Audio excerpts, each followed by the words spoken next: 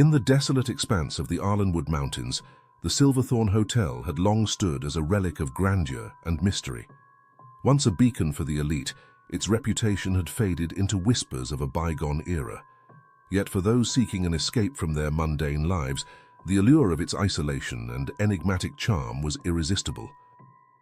One by one, guests arrived on the chilly autumn evening, drawn by tales of luxury and a chance to step back in time. As the sun dipped below the horizon, the hotel's old-world elegance glowed with a haunting allure. Inside, the grand chandelier cast flickering shadows across the marble floors, and the scent of aged wood and roses filled the air. But as the guests settled into their rooms, a curious phenomenon began. The sun, instead of setting completely, lingered on the edge of nightfall. The sky outside remained an endless twilight, an eerie purgatory where time seemed to fold in on itself. The first signs of something amiss were subtle, an unaccountable chill in the air, whispers of footsteps echoing down empty halls, and the occasional flicker of the hotel's lights. As the hours passed, the true nature of the nightmare began to reveal itself. Sarah, an artist with a penchant for the macabre, was the first to notice something truly horrifying. She had retreated to her room, hoping for inspiration in the quiet, only to find her paintings distorting into grotesque forms of torment. Each brushstroke seemed to bring the nightmarish visions to life, and her once beautiful creations now writhed with horror.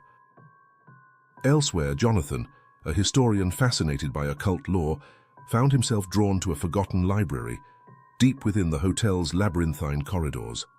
The library was filled with tomes bound in ancient leather and scribbled with arcane symbols.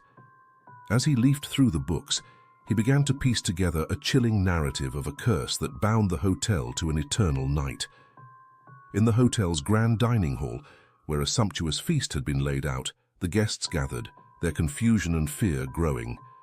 The elegant chandeliers above them swayed slightly, as if the entire building was breathing. The food on their plates began to twist into grotesque shapes, and the once clear wine took on an unsettling dark hue. As midnight approached, and the guests gathered in the ballroom to discuss their strange experiences, the doors slammed shut, trapping them inside.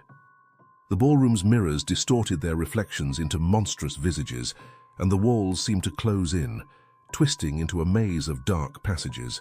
Panic set in as they realized the hotel had become a labyrinth of their worst fears. Rooms that were once luxurious turned into scenes of their personal nightmares. Sarah's room became a gallery of tormenting visions.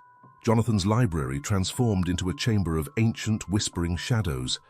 Desperation grew as they navigated the ever-shifting corridors.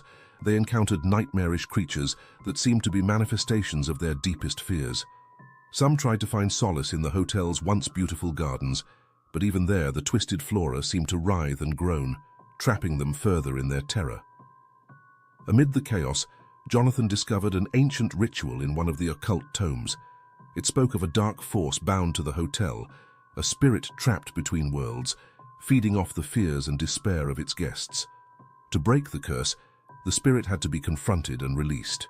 In a final, desperate bid for freedom, the guests gathered in the hotel's central atrium, a grand space dominated by a massive ancient tree. Its gnarled branches seemed to writhe in torment. As the clock struck midnight, the guests performed the ritual described in the tome, their combined willpower a beacon of defiance against the encroaching darkness. The spirit, a malevolent entity of shadows and whispers, emerged from the tree, its form shifting and writhing. As they chanted the incantation, the entity howled in fury, but slowly its power began to wane. With a final anguished scream, it dissipated into the night, leaving the hotel's corridors empty and silent. The sun began to rise, casting a warm golden light over the Silverthorne Hotel for the first time in what felt like an eternity.